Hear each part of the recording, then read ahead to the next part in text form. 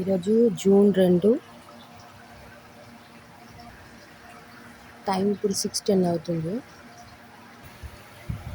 నేను వరండా కడుగుతుంటే ముసలాయన నాతో పాటు పోటీగా కడుగుతుండు.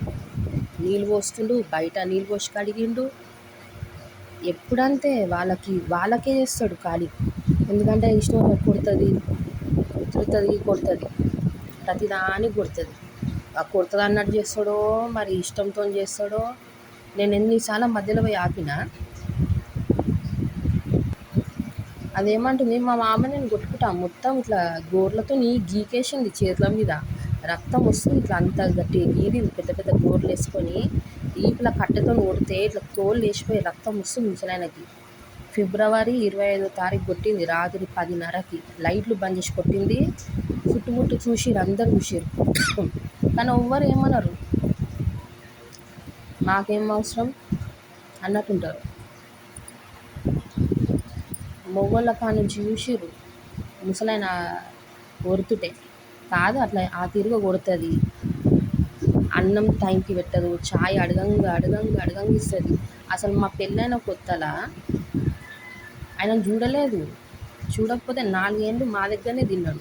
మళ్ళీ డివైడ్ అయినాక ఒక నెల వాళ్ళు, ఒక నెల మేము అని పెద్ద మనుషులు చెప్పంగా అంత ఇది చేయంగా ఒప్పుకుందా ఆమె. 4 ఏళ్ళు అయిపోయినాక ఒప్పుకొని ఇక ఇట్లనే గొడవలు చేసుడు, పెట్టకపోడు. ఆ ముసలాయన ఎంత ఇది ఉన్నా కానీ రివర్స్ చేసి వాళ్ళ బిడ్డింటికి వెళ్ళిపోడు ఆయన, ఆమె చేసే లెక్కలకి. ఇప్పటికైనా ఏం ఇది లేదు, ఇప్పుడు జర తిప్పుడు బంద్ చేసింది. అప్పుడప్పుడు తిడుతూనే ఉంటుంది మళ్ళీ, లేకపోతే చీటికి మాటికి కొట్టుడే.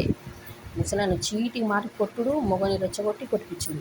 వాడేం కొడుకో నాకు అర్థం కాదు, కానీ కొట్టే నాకు చెప్పకు, కొట్టు. వాని ముంగట్నే కుక్కని కొట్టింది ముసలోని. నా ముసలోని కన్నా ఉండాలి కదా, నన్ను ఈ తీరుగా కొడుతుంది, ఈ తీరుగా ఇచ్చేస్తుంది, నేను ఎందుకు చేయాలా అని లేదు. నా కోడలు నన్నే కొడుతుంది, చంపినా ఏం కాదు, నేను మధ్యలో పోతే అన్నాడు, నువ్వు ఒవత్తివే అని ఇప్పుడు అంటుండే ఆయన. అన్న 4 ఏళ్ళ నుంచి మరి కొడుతుంటే మధ్యలో వస్తూనే ఉన్నా. నేనే కదా అన్నం పెట్టింది, చూసింది. నా కాడ తింటలేడు అన్నం. 2025 సెప్టెంబర్ నుంచి నా దగ్గర తింటలేడు, వాళ్ళ దగ్గర